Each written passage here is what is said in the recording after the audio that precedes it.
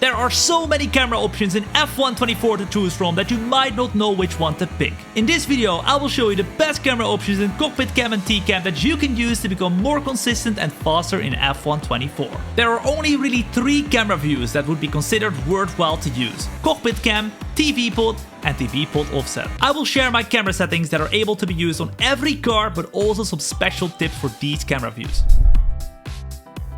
First, let's talk about some general settings that apply to all camera settings. You should always turn off camera shake and camera movement. The camera shake and camera movement primarily throws you off when braking, and accelerating and turning it off will improve your consistency on track. For the specific cameras, let's start off with Cockpit Cam. You can turn the halo column off or on depending on how realistic or easy you want it to be. Also, make sure to put the look to apex limit to 15, which makes it so the game automatically looks to the inside of the corner, helping you to take the turn. I've come up with 3 modes you can run your Cockpit Cam in depending on the field of view: Ultra Realism mode, Intermediate mode and Field of View mode. With Ultra Realism mode, these are the settings you would use. You'd be incredibly close to the wheel. The negative of this is that you don't have a wide field of view and you can't see your mirrors.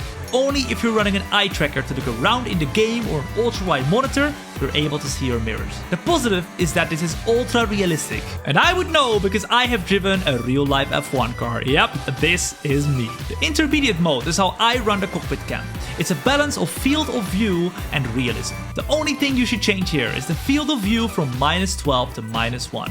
With these settings, you'd still need a wider monitor or an eye tracker to see your mirrors. And last but not least, the field of view mode, which gives you as much vision as possible. Even though you're seated unrealistically far back, this gives a full vision including the mirrors as well. Just change the field of view to 13 from the previously shared settings. Now next up, the most used and also most efficient camera option, TV Pod. These are my settings for the TV Pod camera. These settings have been used in previous games by various pro F1 esports drivers, and I've qualified for the F1 esports pro draft in 2020 with similar settings. The most important trick that makes this TV camera so good is how close it is to the track.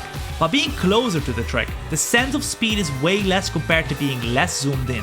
This gives your brain more time to process and focus on being precise. These exact camera settings are a perfect balance between being close but also still giving you a good peripheral vision on the sides of the car.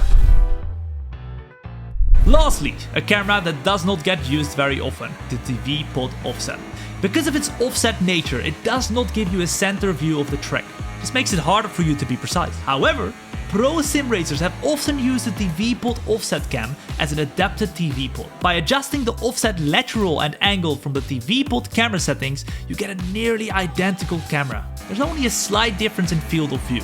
This is where it comes down to personal preference. Using these F124 camera settings will hopefully make you a little bit more consistent over a race. Don't forget to check out my other F124 guides and like and subscribe if this video helped you. Peace!